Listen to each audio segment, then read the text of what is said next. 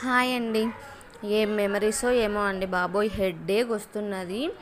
ఎన్ని బుక్స్ తెలుసా, మీరు నమ్మరు అసలు. మీరు చూస్తున్నారు కదా, ఇవే 7, యాక్చువల్లీ 8 ఉండాలి. మా పక్కనక్క ఏదో ప్రాజెక్ట్ ఉందంటే లాస్ట్ టైం ఎప్పుడో ఇచ్చామన్నమాట, ఒక ఎక్సిట్ బాక్స్ అయితే. ఇంకా చూడండి, చిన్న పేపర్తో, నోట్బుక్స్తో, ప్రోగ్రెస్ కార్డులతో, ఫీజ్ కార్డ్స్తో ఏది తీసేయనియట్లే. అయిపోయినాయి కదా బావా, పేపర్ వాళ్ళకి వేసేద్దాము అని చెప్తే వినట్లేడు. ఉండని, నువ్వేమన్నా మోస్తున్నావా? ఇల్లే కదా మోస్తుంది, నువ్వు మోసినట్టు తీసేయమంటే అరే, ప్రతిసారి వాటిని దులపటము సర్దటము చేసేది మనమే కదా. ఇల్లు మోసినా ఇల్లేం సర్దుకోదు కదా, ఇల్లుని మనమే సర్దుతాము. ఎక్కడ సెట్ చేయాలో తెలియట్లేదు. ఇప్పుడు ఇద్దరు పోయి ముగ్గురు అయ్యారు.